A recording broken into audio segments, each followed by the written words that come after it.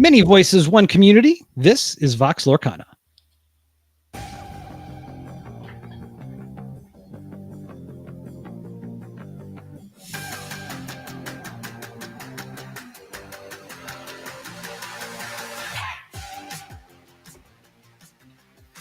Hello and welcome to tonight's episode of Vox Lorcana.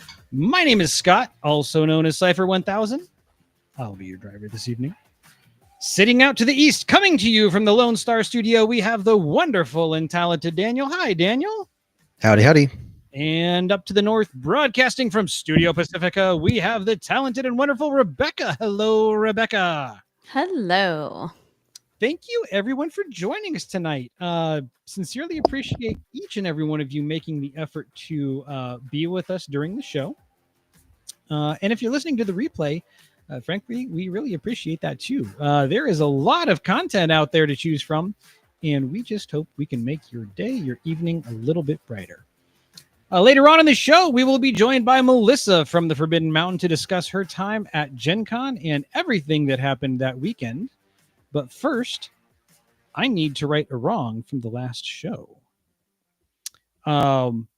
You might remember we finished last show talking about Worlds and everything that was there, and we thanked a lot of people, and we just wanted to comment on the experience that was. And what I forgot to mention, and it's been galling me for the past month. I couldn't get it off my chest. I forgot to thank the judges, and I did that at the end, but I want to start with that this month and rectify that situation. So not just the judges at Worlds, thank you, Googly and Taryn and everybody else that was there. I think Phil was there, but also the judges at Gen Con, Adara, Phil, everybody else that was judging at Gen Con. Just really appreciate you being there, the job that you do, and providing a safe haven for us to call, judge, reach out, get help. Direct us to our seats, help us find bathrooms, and whatever else that may need done. We know that you step in and do a good job with that, and just sincerely appreciate the work that you do. 1000%. 100%. Yep. Daniel, third place at Set Champs this month. Woohoo! Yeah. Get that shiny card. What were you on, and what were some of the moments that stick out to you? Yeah. Amethyst Steel. So played Amethyst Steel last set as well, and got my first top 8 in a Set Champs then. Lost to like the god hand of Amber Steel. That was rough. But I think this set, just with a lot of the travel and family stuff, have not had a chance to play a lot of local league. And so, Lily brought Lily Fossa to a Set Champs. And I think for her it was more just fun to play, right? And it was not a competitive deck. And then this was my second Set Champs, and just this one I did solo. Lily wasn't feeling well the morning of, and but I was like, I'm gonna come in and I'm gonna win it, right? And I knew that with this store, it was gonna just be Amber Steel Rhino all the way. And I think there were, out of 16, it was supposed to be 16, I think we had 14 players who actually showed up. 6 decks were running some variant of Amber Steel. Wow. So it's a lot it was a lot, but it was a lot of fun. Again, a lot of Amber Steel. There were some fun variations, and it was great again to see some kids playing. There was one kid who was playing this really fun Rhino Rapunzel's Tower, right? So just incredibly heavy defense. And once he moved those in to the tower, it was like, how do you deal with this, right? So those were some fun decks to see. And again, I think this is a league where the Set Champs is not, there's a good mix, right? There's some folks playing your whatever expected meta decks you might see, and then there's folks who bring something fun.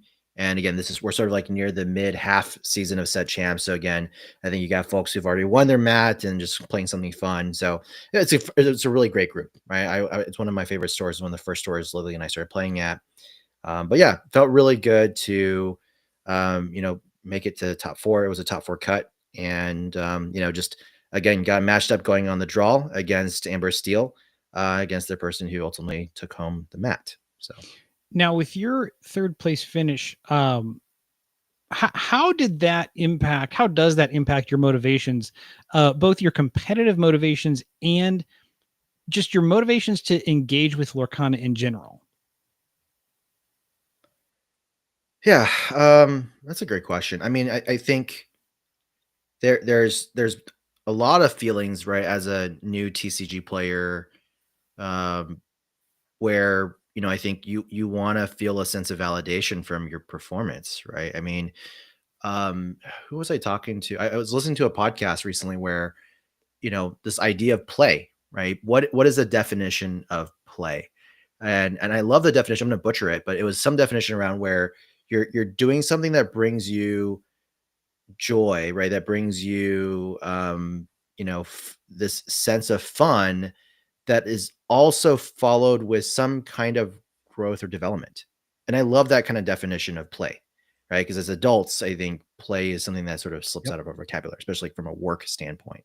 But play is a really important simulation, right? Of trying things and doing things. And so I love that answer because that's kind of how I've thought about the journey for both Lily and myself. But, speaking on a personal note, it was really validating when I had my first top 8 at a 1K at DreamHack Dallas. Gosh, that was a year ago.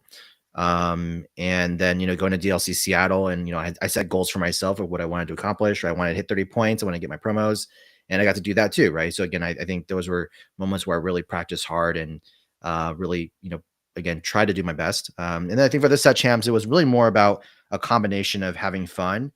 And again, I'll be honest, I probably only put in about 4 or 5 hours. But I think I felt like my practice this set or this go around was really intentional. And I think for me, it was more about, I knew the hardest matchup I had. And what I was proud of was like, I didn't make any of the misplays that I've grown, right? I've developed, right, a little bit of that better practice and knowing what to play around. And so I was really happy about that. All you can do is control what you can control, right? And so the Yeah, best absolutely. outcome is just make the right decisions as best as you can, and then after that, the chips will fall where they fall. So yeah, as long as you felt that you made the right decisions, that you played well, you minimize mistakes, that's the best you can hope for. Absolutely. Rebekah, your set champs is this weekend?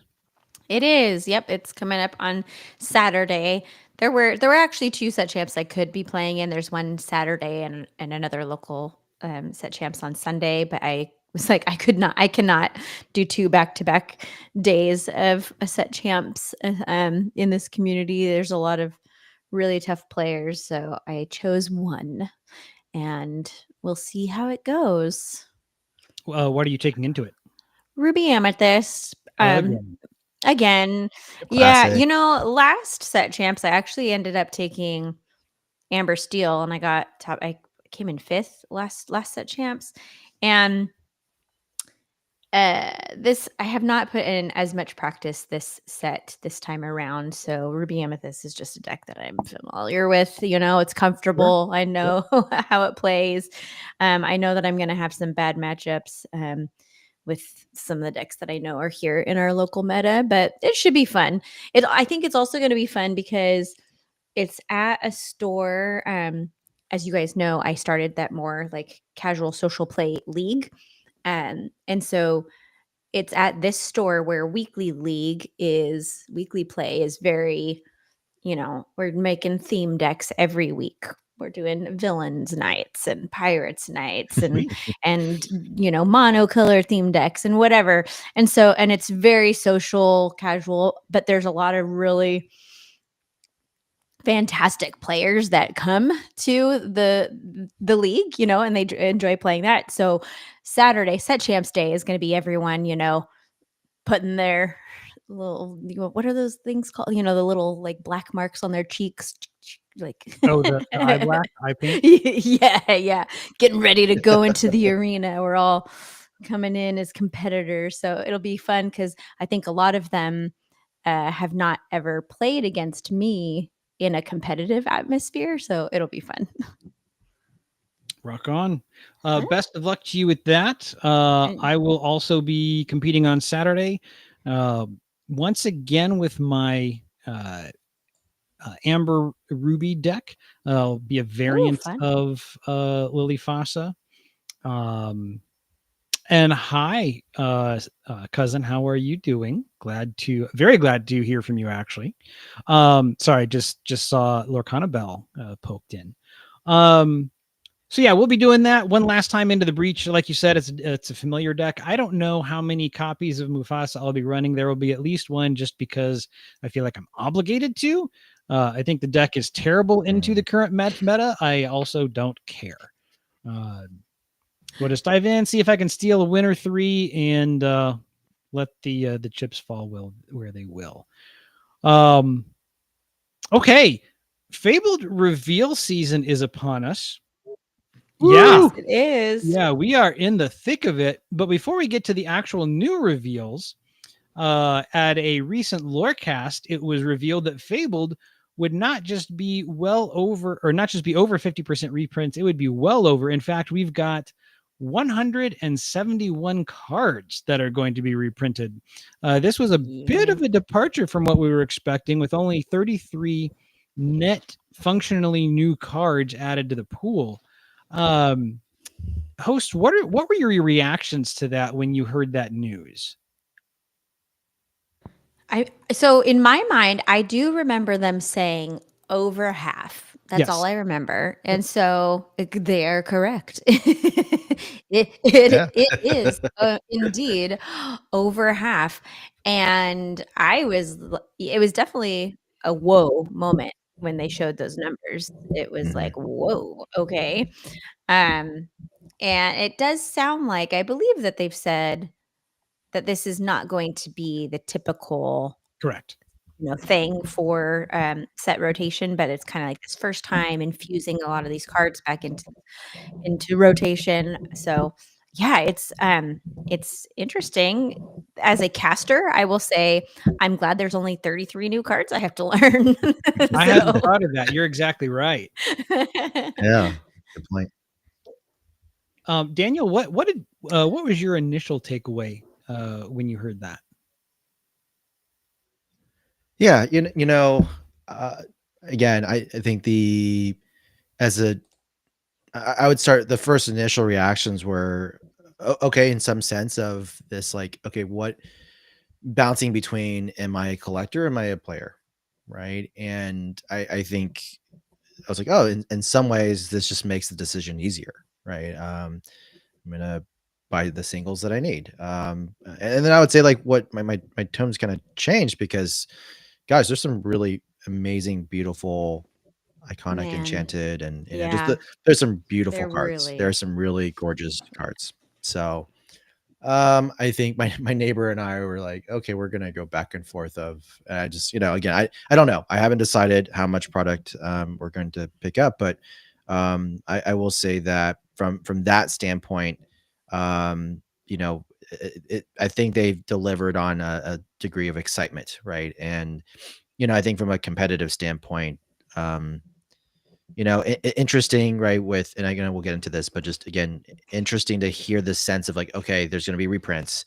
And then I think then there's this sense of, like, okay, we're only going to see 10 legendaries, right? Which 10 are we going to see? And then, when the reveals happen with, I guess, downgrading rarities, and that just kind of changed everything. And I am still holding out for Mufasa being reprinted now. So anyways, I think those are the feelings. Yeah. So a roller coaster. The one I'm holding out hope for is Rapunzel. yeah, super rare Rapunzel. Yeah, just because, Yellow has so much card draw access to it. Give Yellow card draw, you cowards. What they are reprinting, though, is Ursula's shell necklace, where when you play a song, you can, pay 1 to draw a card? I did see that. And thanks to Lorcana Librarian for that reveal. Well done. But in the same breath, they also revealed that Ursula that exerts a ready character and then plays a song for free. So it's like, okay, we'll let you we'll give this card that will let you draw, but Ursula's not going to let you sing any songs. Right. Pete's not going to let you play actions. our boy Gantu, you know, I'm heavily leaning towards, you know what? I don't care if I lose. I'm just going to say you get no songs. So like, give me that Amethyst Steel. I'm going to go Pete, Gantu, Ursula on 3, 4, 5, and just make you play fair. No free cards for you. No free cards for you. Um, Yeah, we'll see if that works. it's That's just my thought. it's gonna be really interesting. It's gonna be really interesting. I do think one thing that I think is smart of them to do is introducing these new rarities in the set that has a lot, what is it, like 83% or whatever reprints, you Yep. know? That was smart of them because then, like you're saying, Daniel, there's so much good art in this set. So even though a lot of us already have all those cards, we're still gonna go out and buy some because Yeah, I don't think it was only smart. I think it was necessary. Like there was clearly an intentional decision. It was the right decision, and it also satisfies, or at least speaks to. I don't know if it completely satisfies, but at least speaks to the collector's aspect of it. Mhm. Um, the casual player or the social player who just enjoys cracking packs, it makes it a little bit more exciting. You have more of a chance for a different kind of shiny. Yeah. They talked, I think it was Tuesday morning, about the different treatments and how each version they want to try to step up the coolness and the bling on the different rarities. And we got some pretty detailed looks on that. And so that's great. I've actually upped my pre-order from normal. And it's not because I Mm. need the cards, and I'm not even necessarily shiny hunting, although give me all the iconics, please. And then, or not iconics, but the epics. I'll take the iconics. That would be awesome. Right. But the Yeah, epics are very cool yeah. looking. It's just the iconics. It's like, okay, that's Fever Dream. Right. Material. Yes. I'm Yes. not pre-ordering that much. um, but I would like to get the epics. But really, the reason I'm doing it is, um, I don't want anyone to get panicked. This is pure speculation on my part, just kind of looking at the industry as a whole. All right. TCGs are quite big right now. Magic is bigger than ever. Pokemon is still the behemoth that it is. They're constantly printing Mhm. cards, right? We've got Riftbound coming in. You've got One Piece. You've got Star Wars. Disney Lorcana printing stuff. Yu-Gi-Oh! And all these card games are fighting for the same slots at printers. And now with printers overseas, and Japanese printers and whatnot, if you're having to pay higher tariffs on those, maybe those card slots or print slots are no longer viable from a profit perspective. And so my gut says, especially since we're seeing a lack of product, at least locally, from Reign of Jafar. There's a couple of stores that cannot get it from their distributors anymore. It's sold out there, according to them. I'm speculating that Fabled may not have the uh, the availability that I would prefer. I don't think it's going to be set 1 and 2 bad. Like, I don't think we're going back to those days, right? Right. But I also don't think it's going to be anywhere close to Into the Inklands, where people are still getting boxes of those as stocking stuffers. Sure.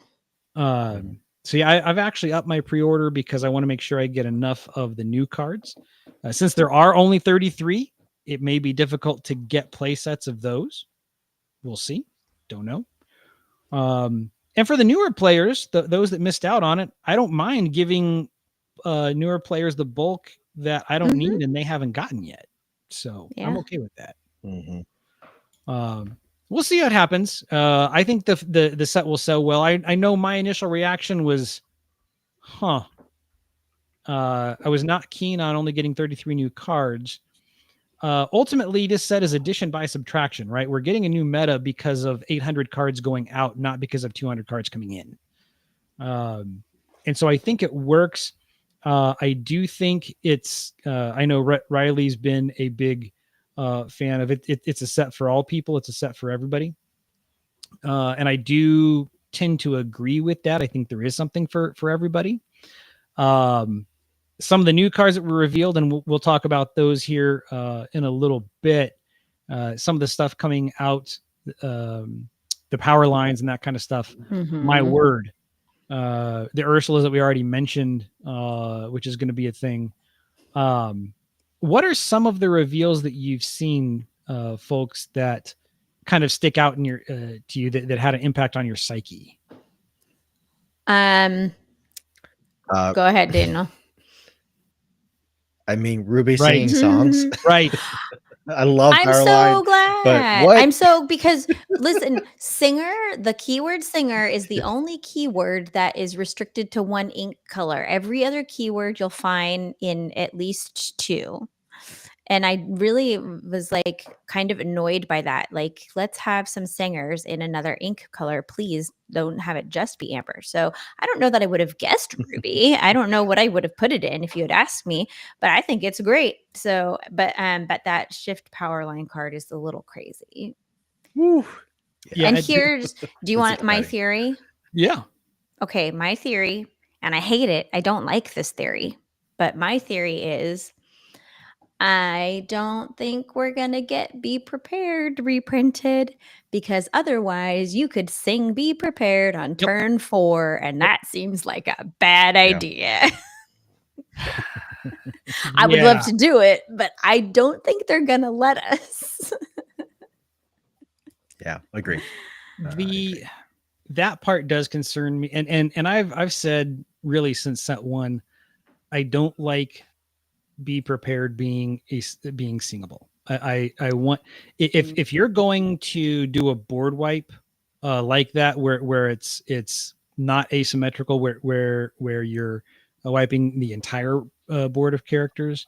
I don't feel like you should also be able to then, if you sang it, you've got ink to reload your own board, and it kind of defeats the purpose of that synchronous board wipe. Hardly So anyone ever does sing it, though, Scott. not right now, but the reason Powerline illustrates, frankly, the But reason I was yes, concerned about it. but yes, you're It, right. it's Yes. and we did see a time that Ursula was singing it in set 2, the set 2 meta, Mhm. and we've seen Big Sisu sing it, Yeah. right? Jesus. So I do have some concerns about that. Until I saw Powerline, I'm exactly with you. I'm now, I thought for sure B Prep was going to be included, and then I saw Powerline. I'm like, Same. are they going to do it? Same. Are they Yeah. going to do it? We'll see. So what are we gonna get? Like give us an 8-cost inkable board wipe called Coup of the Century. Yep. And we did That's kind an of already, action. That's an action. Yeah, right. So Yeah. we kind of already got one with Under the Sea, right? yeah. Well, Because you can sing that, and it bottoms a lot of yeah. aggro's characters. Yeah. So it's not a true board wipe, but it still hurts the decks that it hurts. So you could have, unless we what's get that? Kita. If we get Right. Chef Kita. I said unless we Right. get Chef Kita. Yeah. So in theory, Emerald Ruby could be a thing. We'll see what else comes out. Yeah. You've also got the songs. I forget there's Stand the Brother Out and Band. Eye to Eye. Yeah. Well, no, I'm saying the Oh. ones that ready all your characters. Oh. So You're talking like about you were saying that on we turn currently 4, have. you could sing B Prep. Well, Mhm. turn 1, 2, 3, play bodies, and one of them's Powerline. Turn 4 shift, you quest with the other 2, sing with Powerline, one of those ready all your characters cards. On turn 4, and now you've quested and you're protecting everybody. Yeah. So yeah, I that Powerline, I as soon as I saw that, I was like, I do not like. I'm glad people who like Powerline got it, and that was awesome. Like that was really cool. I don't like that card. I am Yeah. a bit concerned. Let's see here. What other cards are fun? The Dumbo looks fun. The legendary Dumbo. Yeah. Evasive and giving Yeah. all of your characters the ability to turn into draw for you is nice. I think that what is it? The feather, the crow's The feather. magic feather. Yes. Yeah. I think that is even if it's not a meta card, I think it's a huge flavor win. Being able to bounce that back to your hand, replay it, and basically whoever's touching it can fly. Like that's perfect. Super great flavor. And I do think, at least initially, I think that card will see some play since you've got an evasive matters theme. We'll see where it goes, but I think Purple X. I know a lot of people have been talking about Blurple. That could be something that they're excited about. So yeah, that one definitely stuck out. We got the Max cards today, right? Yes, and another power line. Another singer, another Ruby singer. The Max Goof is another singer. And can't move to locations, which is interesting. I did not catch that. Really? Yeah. Cannot. This character can't move to locations. Okay. Huh. That is interesting. The other really interesting one that we've seen is that new Mickey, the one that's the iconic. This is the first time that we've seen a shift where the shift cost is more than the regular cost to play it. And that the text says, while this card has another card under it, it gets the +3 in strength and willpower, whatever, extra lore. So that's really interesting too, that we've seen a higher shift for the first time. Could there be a card that so that when I see that effect, gets it when you ever got a card under it, could there be a card that says put a card under a character in play? Maybe someday. I don't know. Because that would, I don't know. That would be interesting. They're going to reprint Morph, right? They've got to reprint Morph. I personally, I love Morph, so I hope so. But what is his rarity? Is he legendary? No, he's not. He's rare. He's just rare. Yeah, see, he's just rare. Give us Morph back. We need something that we can shift anything onto. What do we do? We have never talked about cards. We need something more for me to fire the cannon. So. Yes. Look at us talking about potential strategies. This is weird. This is weird. This is Vox Arcana. We talk about everything. Bring back flutes. Oh my word! Yes. Oh man, yeah. There's just so many good cards. We're also we've been playing these cards. Cards from the first chapter. We've been playing a lot of these cards for the last 2 years, and we love them. We just want them all back. But I am glad for rotation. I'm actually excited about rotation. I think it's going to be good and healthy for the game, and it will be really fun to see what decks are coming up to the top of the meta. Some cards they reprinted to keep old enchanted still playable. Well, there you go. So we want to keep some of the old shiny and bling in play. I stand by the notion that enchanted cards make the very best ink. Which means iconics will make even better ink. The other side of that coin is we get new enchanteds like Honey Wizard. We've got Hades now, right? Hades gets enchanted. Oh Hades. Man, that was so cool. I saw somebody caption your Instagram post with "This is my face when I have to buy a playset of Hades." Yes, that was great. I don't know who did it, but that was great. Yeah, I was AC.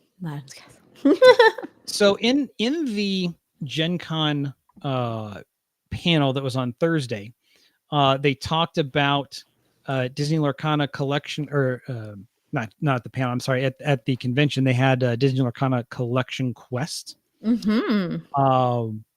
That was it was the first time that we had seen that event. It actually debuted not just at Gen Con, but it was also at sea as well on a Disney cruise. That was kind of an unannounced little bonus for some folks on a Disney vacation cruise venture. There was a set of 5 promos that were kind of at sea themed or reframed to have an at sea theme. As we can see here, I think this is only the second time I've actually played with this functionality on Restream. Man, we're going all kinds of crazy today. All kinds. So we had Mickey, Donald, Daisy, Goofy, and Minnie in their pirate themes, and this was all for a pirate themed day aboard the ship. I love it. There was also I love it so much. a Mickey True Friend with the at sea The signature one. Yeah. frame. Yes, for folks that went to a panel with Ryan Miller was actually on that ship giving a talk. Mm-hmm.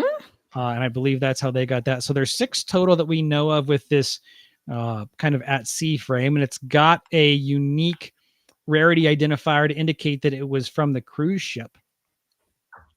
And then we also got word that event, that same collection quest, will be happening at California Adventure during release weekend, starting the 29th, I believe, correct? Yep. They said starting the That's right. 29th and then going until supplies last. And so that will be That's so this pretty. card here. So beautiful. And when I saw that card, I was like, well, I guess I'm going to California Adventure.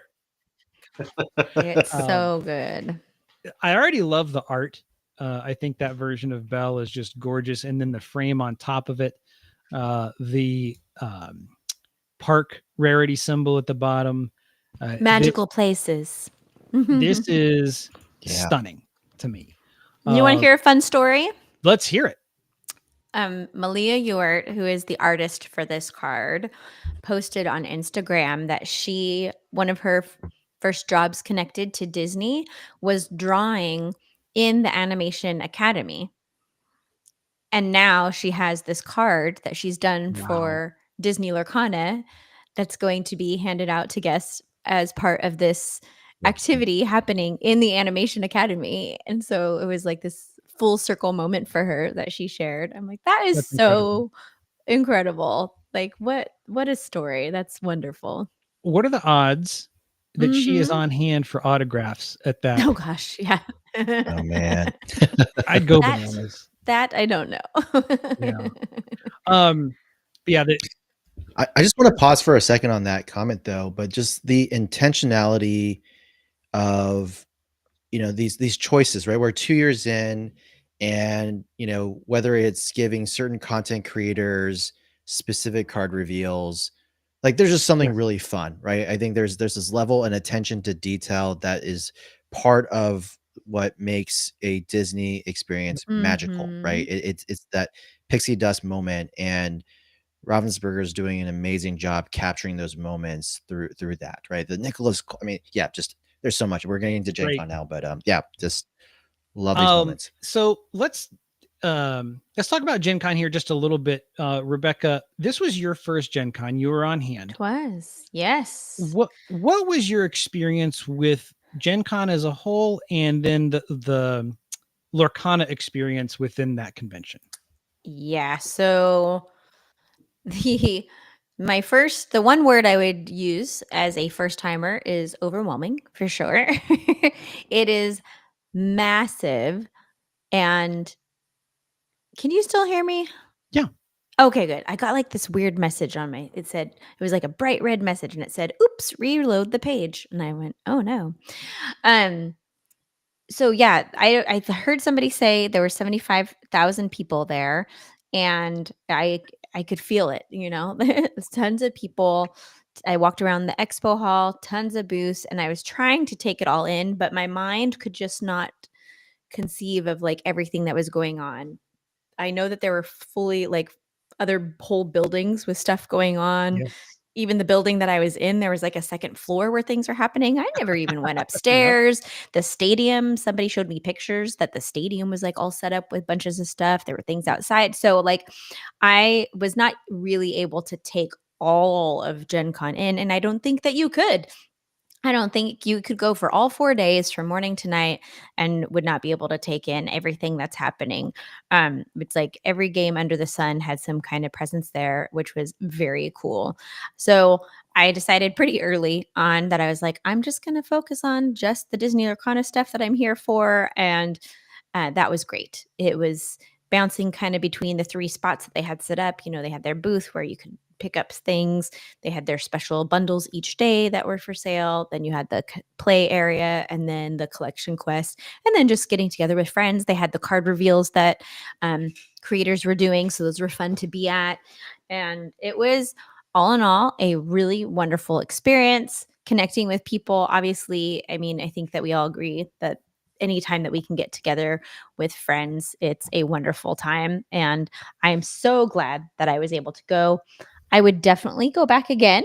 I don't know if I will go back next year, only because D23 is happening, and which is every other year. Sure. And I'm like, they both happen in August, and I'm like, I don't know if I could take 2 huge conventions like that, like almost back to back. So, you know, it might be something where I just go to D23 next year and then come back for Gen Con the year after that. But I would definitely recommend it if you're able, if anyone hasn't gone. Just know that it's a lot to take in. I was exhausted and had tons of fun. You're talking about intentionality, Daniel, with reveals. Rebekah, were you present for when Liam and Aaron got to see the Aurora reveal? I was. It was so fun. Yeah. I'm like, wow, he's so bouncy. He was. That is a fact. He turned into goat, right? I took a video of it because it was such a great reaction. I didn't get like the whole thing, but I'm so glad that that was captured, because it was like this genuine moment of excitement. You know, they have a lot of connection to that card and to the artist, and I think it's just a beautiful card, and it's exciting to see Aurora come back. And yeah, their reaction was fantastic. I only missed one of the creator reveals. JDZ had revealed a card and I was playing in an event, so I couldn't go to his, but I caught all the other ones live there in the area that they had set up to do those. And it was really fun to have the community kind of together there to watch the reveals all and cheer and everything. So it was, I loved how they did it. I don't know how it was watching it online. You guys can kind of speak to that if you were able to tune into any, but being there in person to watch the reveals with the community together was super fun.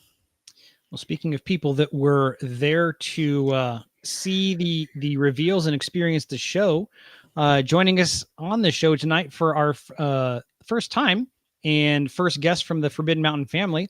She's finished top 128 at both DLC Chicago and DLC Fort Worth and was a finalist at the SSG 5K. Everyone, please welcome to the show, Melissa. How you doing?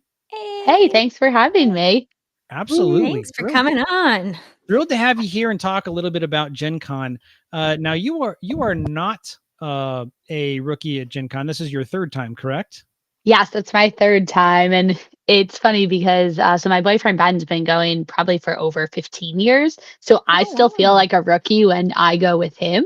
But compared to like Rebekah and Katie and a bunch of NJD and everyone who came for the first time, they're like, oh my God, you know everything. Tell us all the ropes. So it was definitely a really fun time.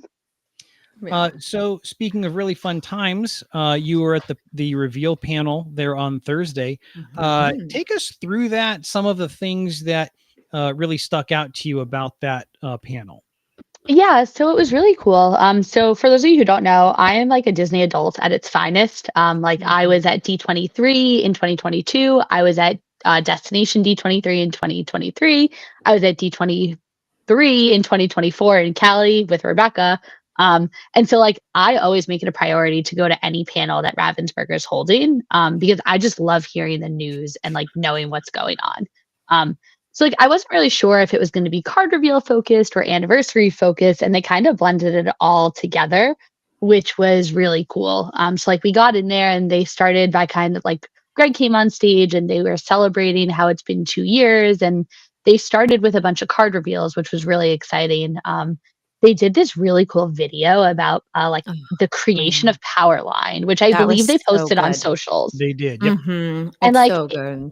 it Yeah. just gave me chills really seeing how it comes together, because like it's cool to see how a card is designed and the stat lines and like what's it, is it inkable or is it not Mhm. inkable, what's its cost, what does it quest for, but like putting the artist into it and showing like his sketches and just really seeing it from start to finish, it kind of just gave me chills. So I was really excited by that.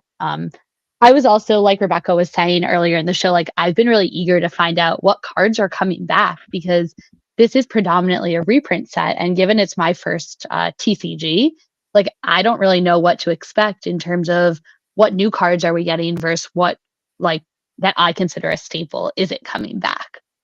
So being able to see from them like, hey, this is new art on it, or from an enchanted perspective, or this is going to be an epic, it was just really exciting to kind of break that news, especially because everyone's been so hyped from Rochelle and Greg on all of the lore casts saying we're going to get news at Gen Con. So it was kind of just a fun way to start off the trip. So you mentioned you're very interested in reprints. What are some of the ones that you've seen so far that maybe resonate with you, and what ones are you still hoping to see? So I'm pretty excited, to be honest, about the Belle, which I know you guys were talking about before, Accomplished Mystic. I think she holds a really unique place both in meta decks and, quite frankly, like themed decks, Sure. because Beauty and the Beast is just such a loved franchise. But like her ability is so powerful and so strong. So to So see her good. coming back, I think is really refreshing for somebody like myself who loves playing Amethyst. Um, I have to admit, I am excited to see that we are getting some sort of removal in steel with Fire the Cannons, which I know Harley Yeah. Sweet revealed most recently, and Strength or Raging Fire, which they told us in that Mhm. panel was going to be one of the promo cards, which I think is really cool because, like, not only is it a loved card that everyone loves playing, but now it's another reason for people to go to locals and like be part of your local community to get the new shiny version. Mhm. And Um, that card had started to go up in price a bit, if memory serves, and so it just helps make it more available. Exactly. Yeah, I remember it tipped up for a while and there was like that foil buyout and people were going Yep. crazy. And I Mhm. do think it settled back down. But now everyone's going to want the next best rarity, which will be that promo foil. So it'll be Right. really cool to kind of get people into their local stores and playing as a reason to get it. Now you are quite the accomplished player. I didn't realize this was your first TCG. To me, that makes your early success in the DLCs even more impressive. Congrats to you on that. Thank you. Did you play in any events here at Gen Con? I did. I played in a bunch of core constructed events throughout Thursday, Friday, Saturday, Sunday, and then I also did one sealed event with Reign of Jafar. And did you come away Nice. with a mat? I did. I got one mat. Of course, I wanted to come home with more because I played in, I think it was like 6 or 7 events over the course of 4 days. But I'm very happy to have one and say that it can go in the collection with all my other convention mats. Nice. How did this year compare? Like, what was the vibe of Lorcana this year versus 23 and 24? Yeah. So when I went in 23, that would have been the first Gen Con, I had like zero expectations. So like I mentioned to you, I'd been to D23 out in Cali. And like in my head, Gen Con was going to be just like Cali, where you're waiting. For those of you who don't know, Destiny or D23 in Cali, there's a lot of lines. Like you have to wait outside to then be Mhm. queued into the convention center where you wait in another line for 4 hours. And then you get walked to the floor, and then people run on the Wait. floor and basically try to find the booth they want to go to. So in my head, Gen Con was going to be the same as that. And at the time, like Ben, my boyfriend, was like, no, Gen Con's a lot chiller. Like, yes, there's lines to get into the hall, but it's not going to be as crazy. Like it's just a gaming convention. And I thought to myself, well, it's also the first time Lorcana is there. Right. And lo and behold, the lines were crazy. And to be honest with you, I was told that Gen Con had never been like that before, That's correct. to the extent of how crazy the lines were. So that was a little bit of a surprise, but like in my head, since it was my first time, that's kind of just where my expectation was. When I went to that Gen Con, I did not get any tickets for the competitive event that they had. I believe they only had like one or two of them, and they sold out really fast. I did have a learn to play that I did, and I, like a fool, had no idea what I was doing because I was super new to the game, but I was just excited to be taking part in it. Um, I got pushed and shoved like crazy that year. I did not buy product on that Thursday because by the time I got through the pushing and the shoving, the line was just like a disaster and it didn't make sense. I was able to buy something the next day, and I am somebody who had my badge clipped, for those of you who kind of heard those Yep. funny stories. So I was there for the chaos. Um, Last year's Gen Con was way chiller for a lot of reasons. One, Ravensburger got a grasp on just how do we handle the lines, and like them and Gen Con staff worked together to facilitate, okay, we're going to have a dedicated queue, and this is where you're going to go, and this is what it's going to be like, which was great. But they also had a bunch of events going on. So like I probably last year spent 4 days just like in the hall area playing games. And like, yes, it was kind of competitive because there were play mats, but at the same time, I think people were just happy that you could buy product fairly easily compared to the year before. So it was kind of just a good time all across the board. And going into this year, I expected very similarly. As we got closer and closer to the event, I found out that like more content creators were going, and like that made me really excited because there was more people to kind of share the love, so to speak, and share with the world like what's going on and how cool it is. Um, I actually think the events were more competitive this year because people realized, hey, last year people were playing three rounds of an event, and if you go 3-0, you get a play mat. Like, hey, I want to be part of this. And so I think a lot of people took the opportunity of where it was, like in Indianapolis, and said, hey, I can drive here or I can fly here easily. Like, I want to take part in it. But honestly, like the vibes were really high and positive all weekend. Like everyone was hyped to see everybody.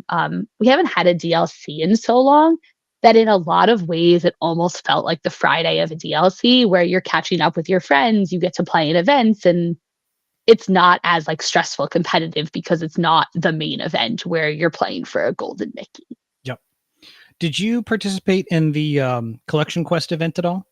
I did. I was lucky and I was able to do 2 of them on Saturday. So I started off my Saturday doing a first chapter collector's quest. Nice. It was myself, my boyfriend Ben, and Mr. Dick Burns joined us as well because he had a ticket. So like the 3 of us. Name 3 times, does he magically appear? Oh yeah, always. But it was really fun. Like the 3 of us sat down.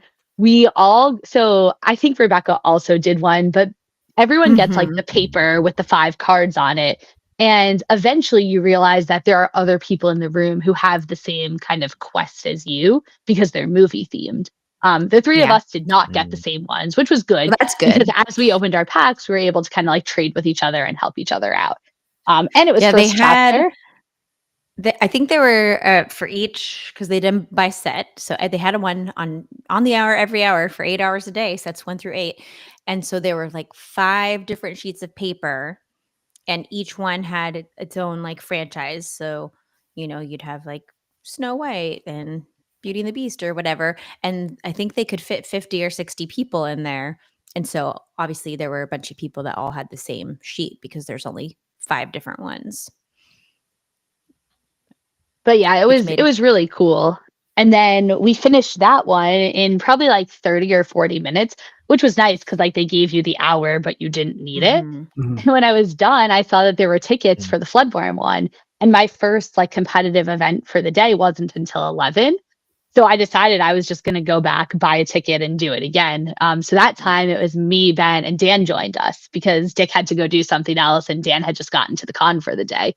So the 3 of us went in and did it. And it was really cool. It was a nice time. And, we got to trade with other people. And we got to see some of the judges from the DLCs who were kind of like facilitating the event. So I thought it was really cool. They asked when we started how many people play Lorcana and how many people had never played Lorcana. Mm-hmm. And granted, most of the room had previously played Lorcana, but it was cool to kind of see everyone trying it out. And you could hear as the event was going on, people saying, wow, this would be great for my kids, or this would be great for my friend who doesn't play cards, because like I could give it to my parents or somebody who just knows Disney and wants to just open cards and look for all the Hercules cards or all the Mulan cards. Right. And they don't have to worry about the semantics of, is this inkable or not inkable? And am I questing or challenging, or what happens when a card is banished? Because it's not about that.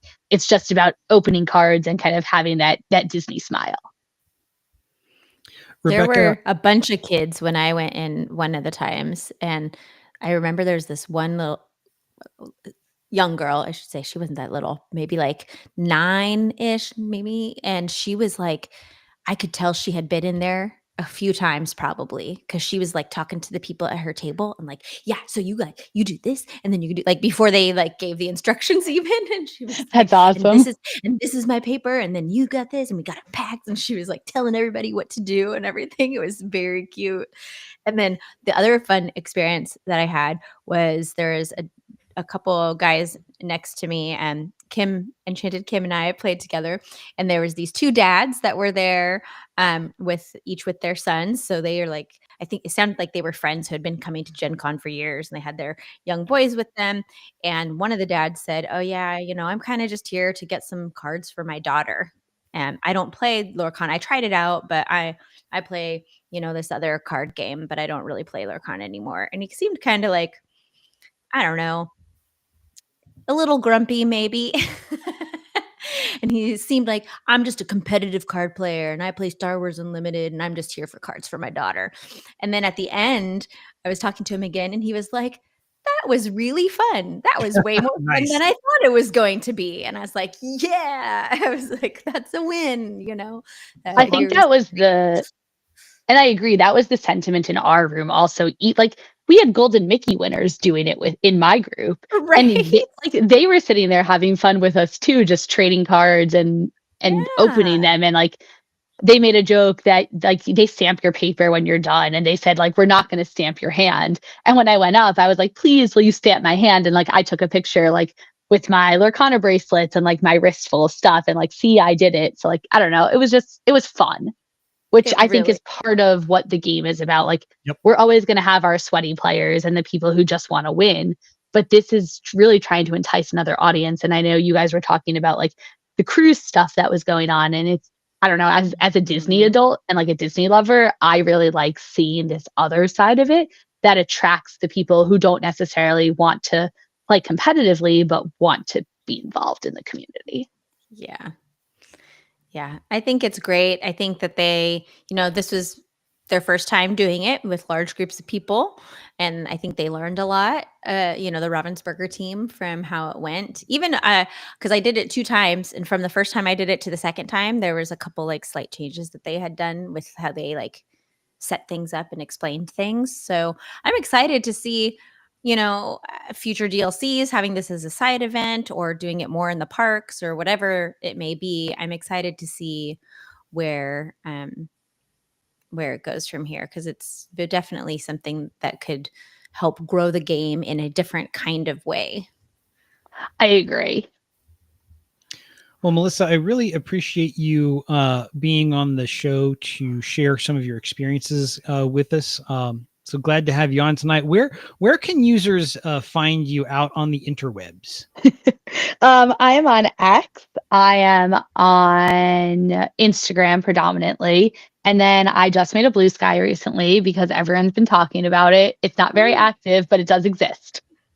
And what is your handle on Instagram?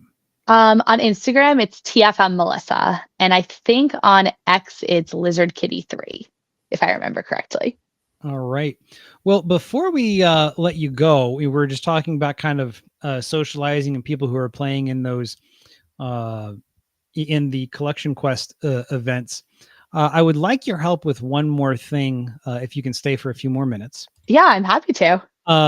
So, since Gen Con was a vibe and we're already or at least I'm already working on 2026 plans, I thought we would do a little something we haven't done in a while.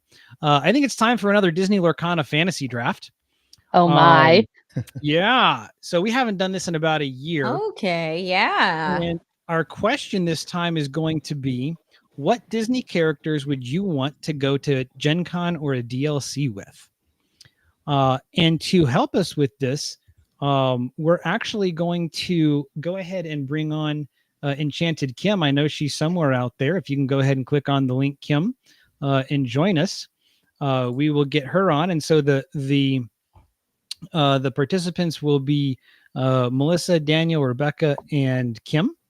And we will just go ahead and go through that. I know she's listening out there, just waiting for her to join. Now, I know that Daniel and Rebekah have drafted with us before. Have you done a fantasy draft, Melissa? Oh yes. So funny enough, I work for DraftKings. So I do all sorts of sports related things all the time. There you go. Perfect. Okay. So since you are our guest, welcome, Kim. Hello. Glad to have you. Hey, Kim. Hi. Melissa, where in the order would you like to draft 1 through 4? I can go 3. I'm cool with that. Okay. And Kim, what about you? I'll do 5 because I don't really know what we're doing. So You're going to be 4.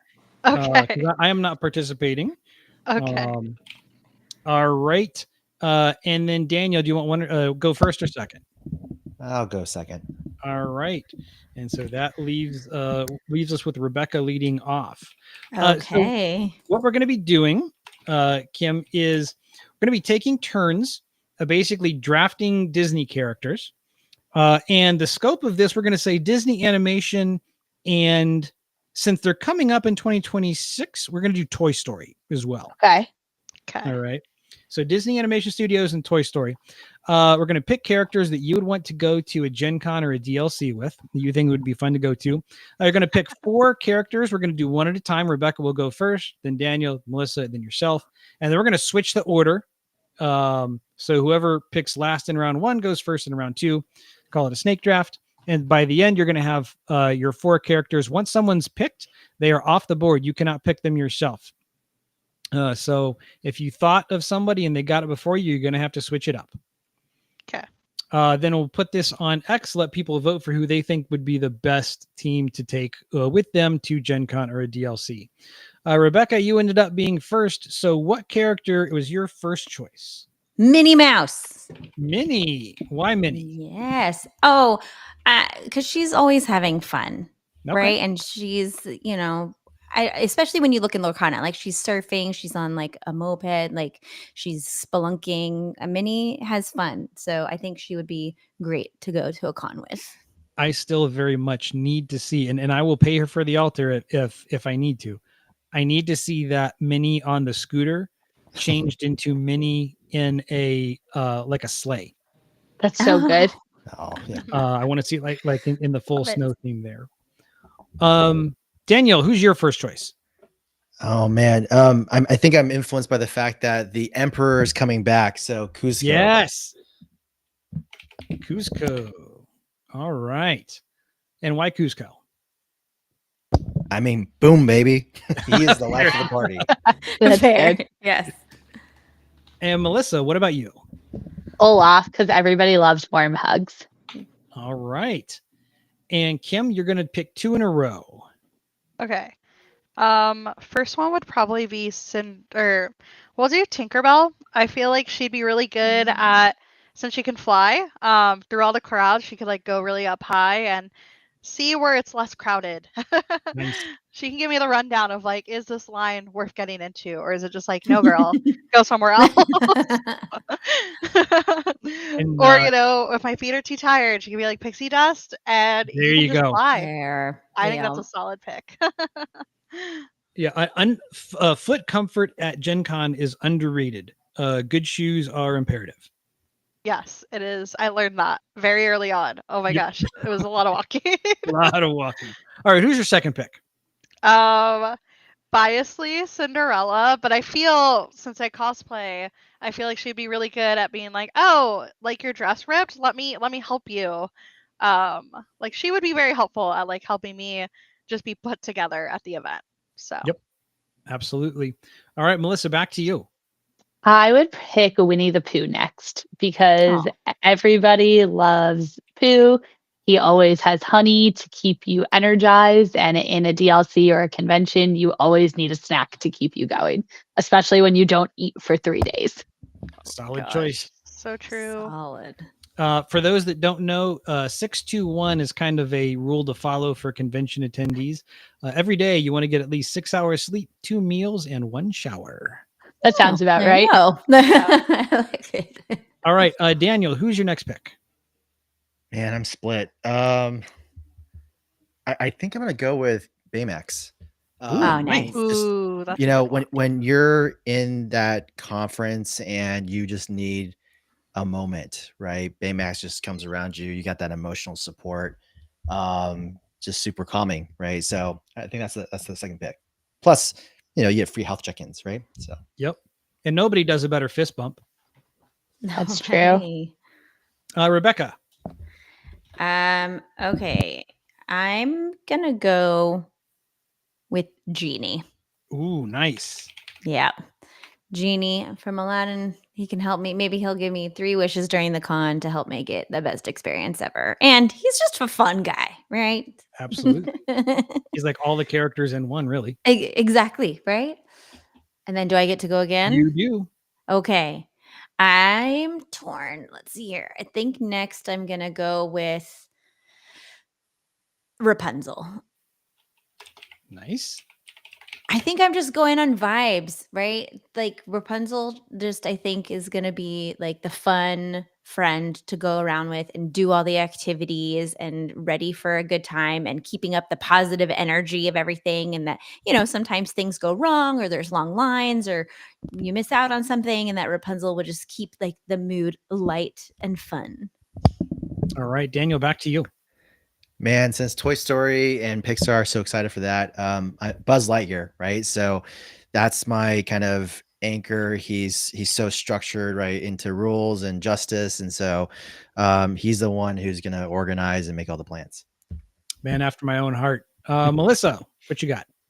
I'm going to go with Daisy Duck. I feel like Ooh, she's nice. just always a good time. She's happy. She can work hard when she needs to, and she's always there. Speaking of Daisy, that cosplay you brought, Rebekah, with the functioning bill, my thank word. you. She crushed it. Absolutely. So good. Absolutely.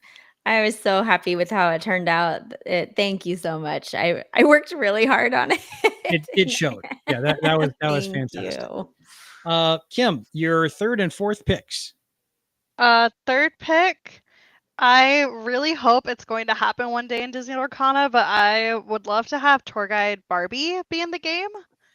Oh yeah. From Toy Story 2. I was gonna pick her. That's a good choice. She'd be so good at like I Yes. like if you ask my partner, I am notorious for getting lost. Like going from the hotel to Gen Con, I got lost I think 3 times just going up and down the elevators. So I just need tour guide Barbie to direct me. And like even to just the convention hall, even though I only went to the Lorcana areas, I was getting lost all the time. So tour guide Barbie would be there to like save me and keep me on track. She is a clutch tech pick right there. Nicely done. And your final pick. I feel like I would go with Piglet because we both have a lot of anxiety and maybe we can be anxious together and maybe like help each other out by like not being anxious. All right. And Melissa. I'm going to go with Mickey Mouse, just a staple. He is always there. People know to find him. He can give a warm welcome and a smile. I'm pretty sure it was set one, Mickey Mouse True Friend. Yes, exactly. He, in my mind, is the image of Mickey. And I don't think it's any coincidence or accident that dude has like infinity versions, promo versions out. Right. Yes. The fact that he got the first like signature card and it was at NACC and EUCC when there was like Mickey signings, just It was very epitome of Disney for me. Absolutely. And I want to have more of those moments. Yes, it made me so happy. Daniel, your last pick. Man, Tigger all the way. All right. We got the bouncy the one only himself. one. Exactly. Before goat was a goat. Or the goat, I should say. And Rebekah, your final pick. All right. So I have Minnie, Jeannie, and Rapunzel, who are all very fun. I feel like we need somebody who's like a little bit more serious business to keep us grounded and on schedule. So I'm going to pick Judy Hopps to round us out. Ooh. Well done. Nice. You excited for Zootopia 2? I am. I'm looking forward to it. I think what I've seen of it so far, it looks really fun. So I'm looking forward to see that one. And Judy and Nick are the featured characters of Whispers in the Well, correct? Yes, they are. That was really cool to see at the panel too when they talked about that. Man, Yeah, and Whispers has cool vibes. We got the Trove image today of Whisper in the Well. I'm pretty sure it was Citizens of Lorcana. It was Jared that posted that on Twitter, if I remember right. I do remember seeing him do that. And I'm not sure what the source of it is, but he's usually pretty good about not going to unofficial sources. So I trust that it's the real deal, that it was official release. It seems to me a little bit unusual timing that they would release that particular image right now. Yeah.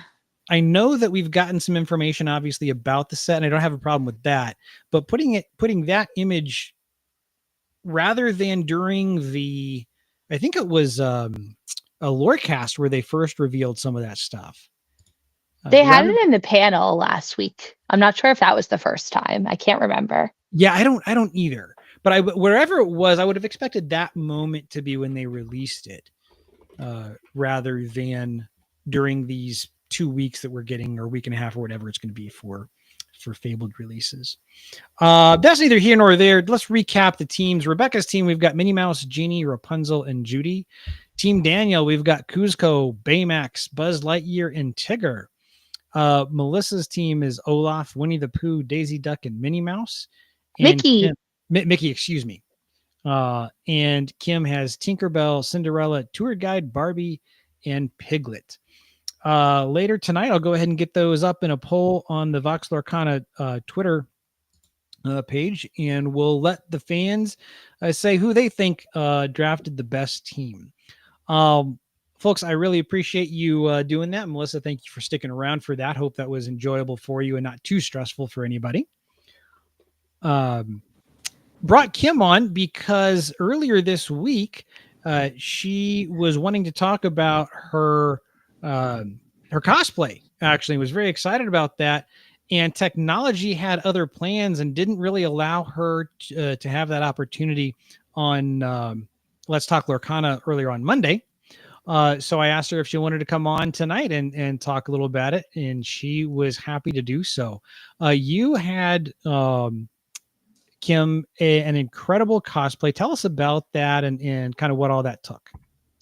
So I've wanted to do a Fabled cosplay for a while, but I am a procrastinator through and through. And I was kind of going to save that cosplay for Fabled release weekend. And then Gen Con kind of happened, and I was like, ooh, okay, maybe I'll do it for Gen Con. And I almost didn't last minute do it, or I almost didn't do it because I literally had one day before I was flying out. But then there was all this hype about a cosplay meetup and like a photo op, and I was like, okay, well now I have to. Like I'm kind of like the fashionista for Lorcana, so it was a must. And then it wasn't until I got on my flight that I saw what the photo op was, and it was all Fabled theme. That I was like, oh, this is so exciting. Like the cosplay is gonna be perfect for that. And it was a lot of last minute work. I think I was messaging Rebekah as I was like shopping of like, where are you going to buy fabric? Joann's doesn't exist anymore. I'm so sad about that too. But she's like, yeah, where do you shop? So man. Right. I think we both like went to Walmart. Yep. I feel like we used the same gold fabric because it looked really familiar. It came together so well, and like I told Kim this at Gen Con that like the pieces that she found and the coloring like matched the color palette of the mini so well, and it was perfect with the whole Fabled setup that they had for the photo and everything. It turned out, and the hat that you made like with the mini ears and the princess hat, it was so good. Thank you. The hat I was super impressed by because I wasn't sure how I was going to do it.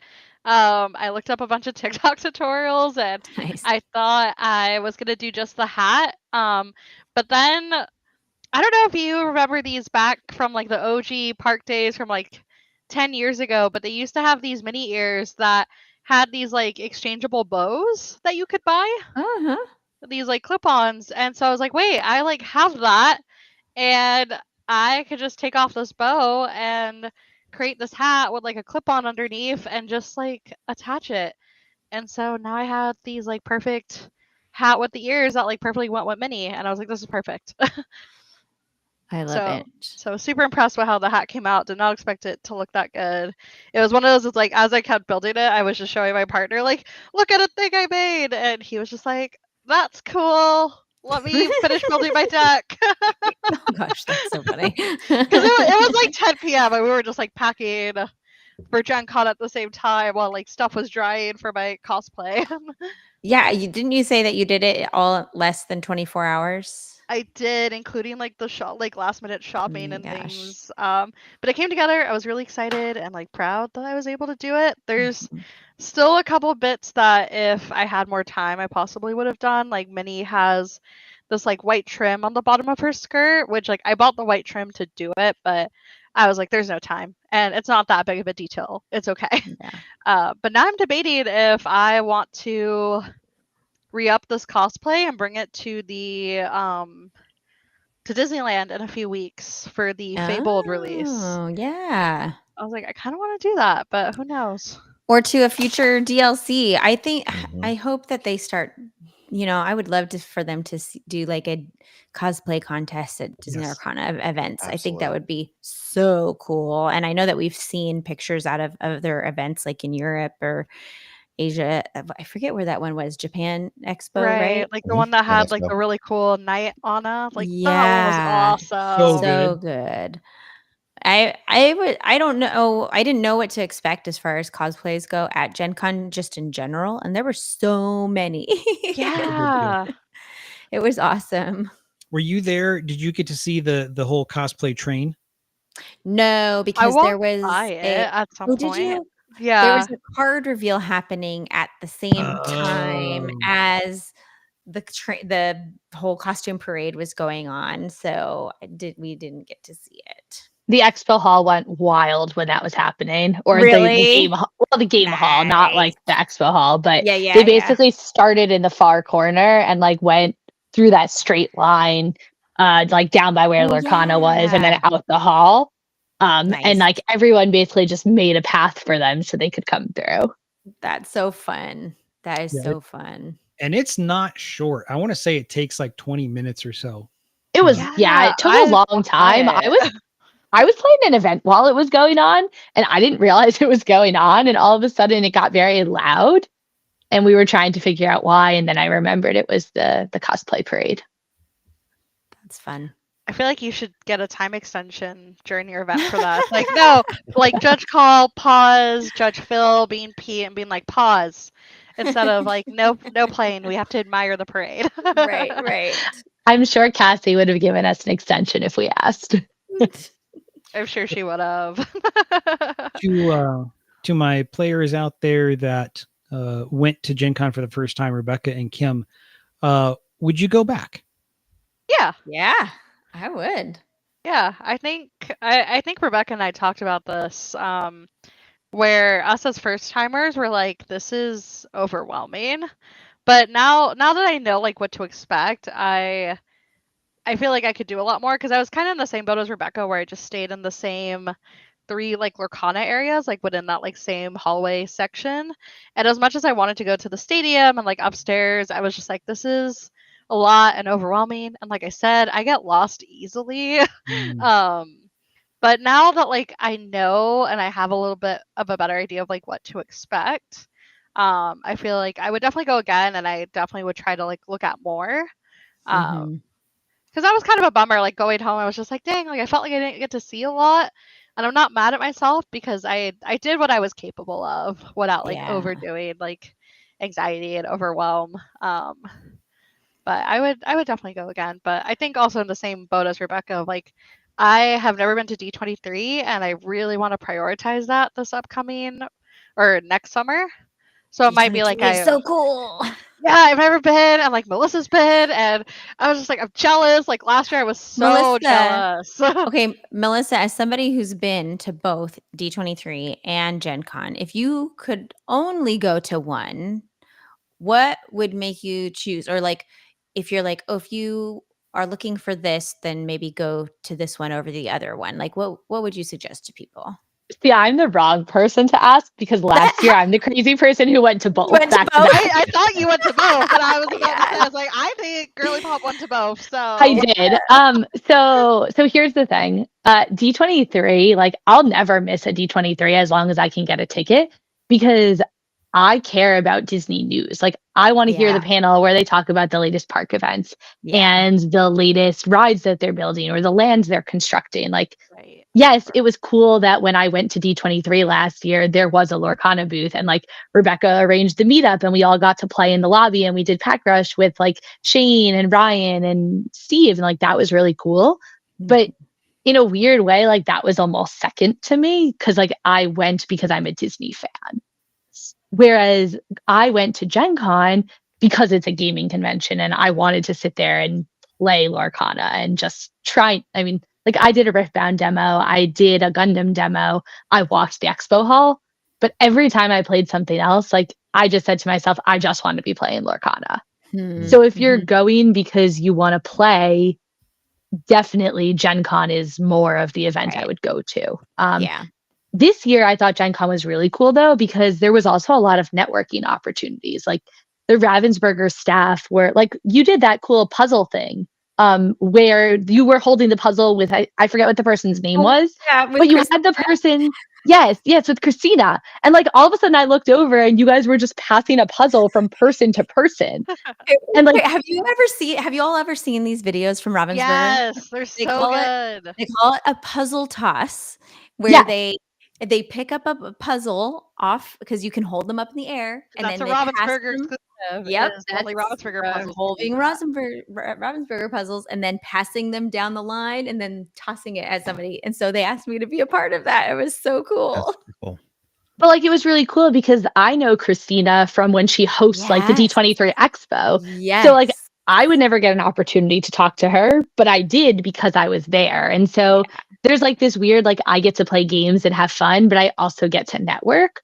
Yeah. Where to be completely honest, at D23, like you don't eat and sleep even more than at Gen Con because the lines are crazier and there's just so much going on and there's so many booths to buy things at where like, yes, the expo hall at Gen Con has a lot to buy, but at D23, everything's Disney. So I actually want to see every single booth and take part.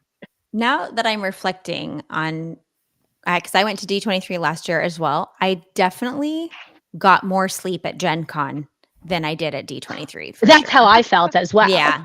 Yeah. Well, of course you did, because Gen Con didn't make you get up at like 3:30 or some stupid hour to press a button. Fair. That's or to go line up in the basement where there's no phone Exactly. service. Yes. Oh my gosh, this sounds terrifying.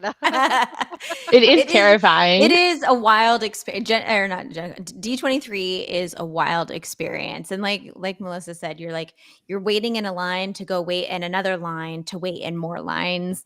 But it's very fun. And it's all Disney all the time, right? It's all Yeah. And I think biasly, like D23 is at the parks versus yes, Indianapolis right there. is Indianapolis. Yes.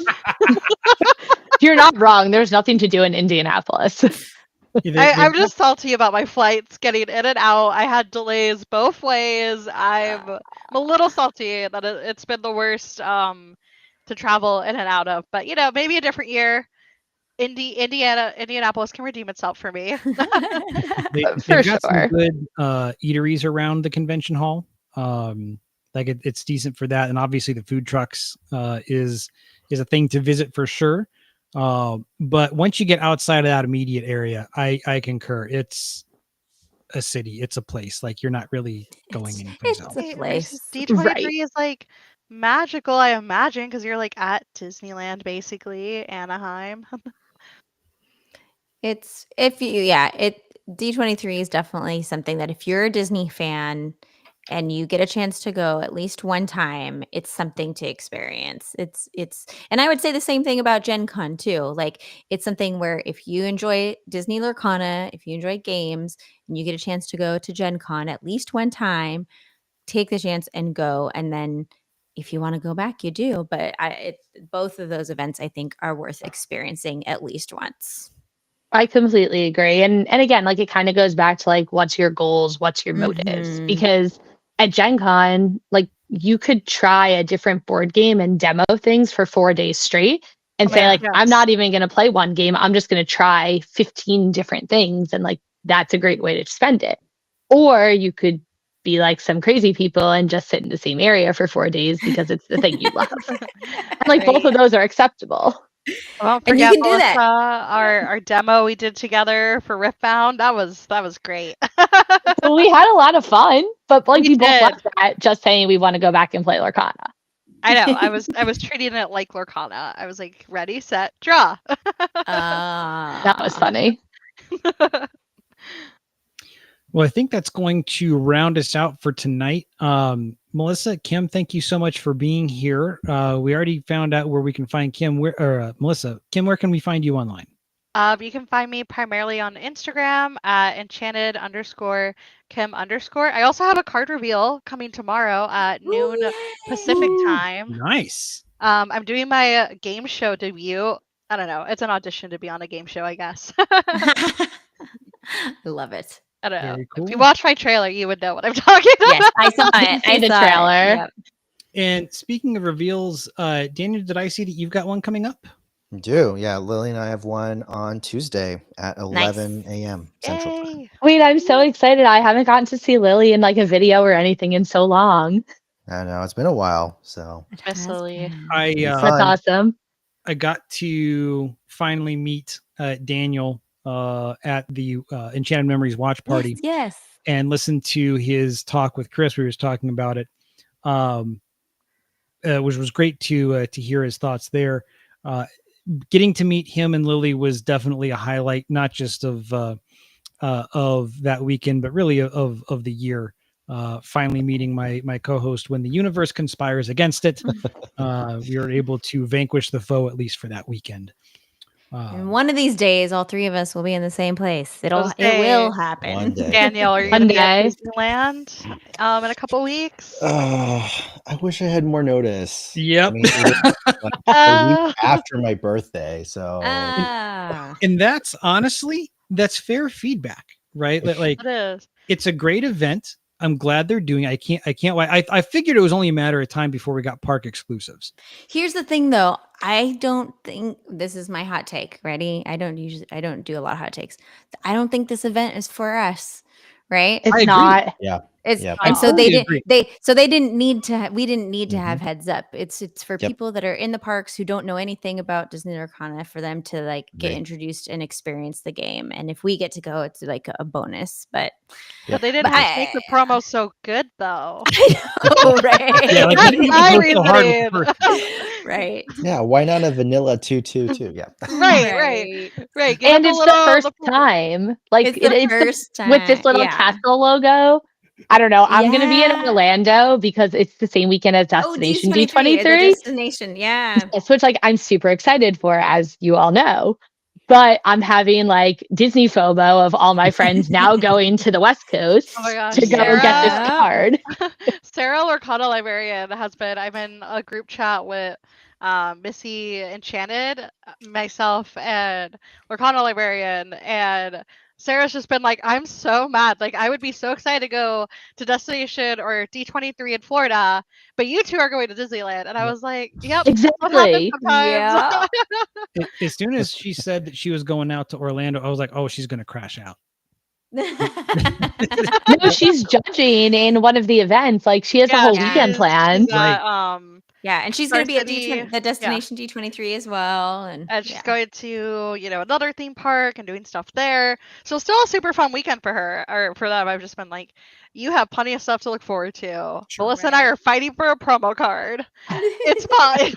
It's fine. All right, Daniel, any last thoughts? I have one final shout out, Yep. and maybe this becomes a thing that we do for a monthly show.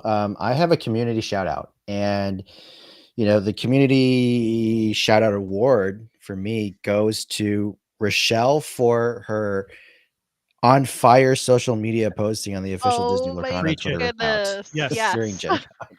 It was so good, so good. So Nice. And then other posts that she was threatening to post tonight. That was funny. She I'm had me not gonna say any laughing. more about that. Yeah. You can go and find her, but I begged her to do it. Please hit that button.